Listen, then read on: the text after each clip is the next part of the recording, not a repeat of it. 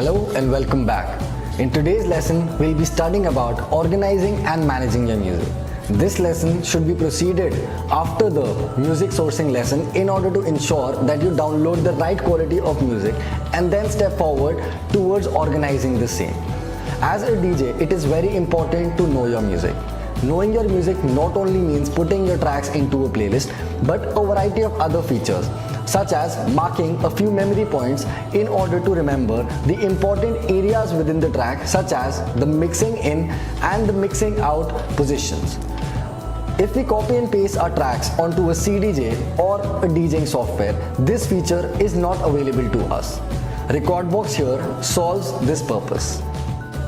Recordbox is a music management software designed by Pioneer DJ and is available for free on their website.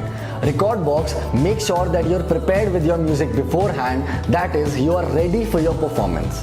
The advantage and the benefit of using Recordbox as a music management software is that you can also add it up as a DJing software, that is Recordbox DJ. During this course, we'll be focusing on how to mix using the Recordbox DJing software.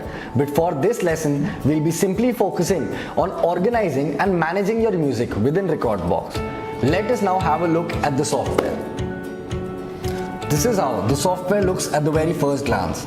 Towards the top left side, we have a toggle between the export and the performance mode. The export mode is the simple music management mode, whereas the performance mode is the DJing software. Towards the right, we have the toggle between the player selection. There is a one player mode which gives you simply a single player, and the two player mode which adds up a crossfader in between so you can swap between the two tracks. The third mode is a simple player. Basically, it enhances your browser view. However, the details on the player have been laid off. There is a full browser mode. The full browser mode, there is no player and you can simply navigate between the tracks. Towards the bottom, we have the navigation tree. This towards the left hand side basically helps you navigate between your playlist, collection, related tracks and a variety of other options here. On the right, we have a detailed view of any of the window which has been selected here. Let us now understand how do we import a track on Recordbox. This can be firstly done by pressing the file button, selecting the import and importing a track or even a folder. Here I'll just try and import a track. As soon as you press the import track button, you will be navigated through this explorer. You need to select the folder where you have stored your music. For my case, it has been stored into the downloads option. I'll be selecting the track that I want to import and press open.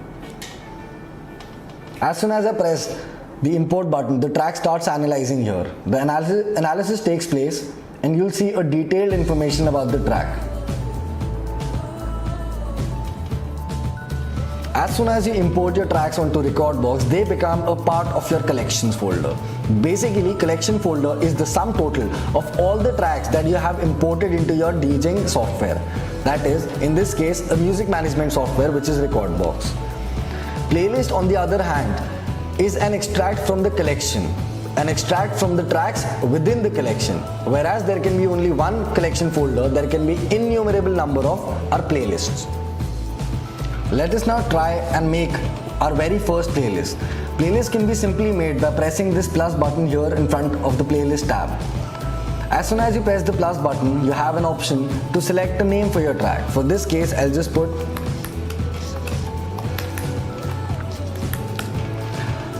Now here you have a playlist named Hip Hop ready under your playlist tab. You can simply add the tracks by right clicking on the track from the collection and selecting the playlist to which you want to add them to. You can see that the track has been added to our hip hop playlist. The idea behind making playlist is to be able to quickly find a track by extracting them into smaller group of tracks from your collection. While making a playlist, it is very important to note that you should group similar style or kinds of music together so that it is convenient for you to remember where your tracks are.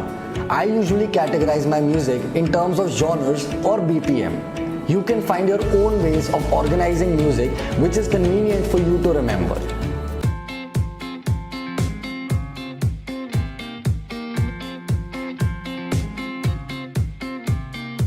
In today's lesson, we'll be discussing a very difficult yet a very interesting topic, beat matching.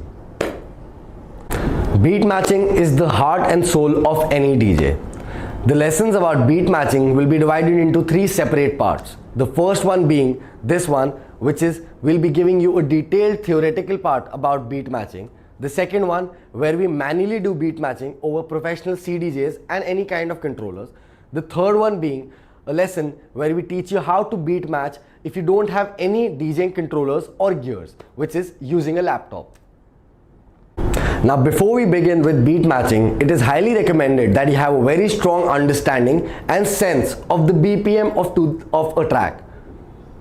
Beat matching is like layering two tracks on top of each other in such a way that the speed, the tempo and the rhythm of the two tracks are in sync with each other. Beat matching can be best understood with the help of the example of two trains running together on a parallel track. The two trains have two separate speeds, which is the two tracks with two separate BPM. Basically, the idea behind beat matching is to bring back the two trains in such a way that they both run parallel and in sync with each other. The engine of the train A is in sync with the engine of the train B. The idea is that these two trains have two separate speeds, which can be related to the two tracks having two separate BPMs. So beat matching is basically getting both these trains together running next to each other. Basically, both these trains have to have a similar speed so that it is possible for them to run simultaneously just next to each other. This also has to be done with the track. The speed of the train can be compared to the BPM of the track that we are doing. And since these are running in a parallel lines, these two tracks also have to be in sync with each other.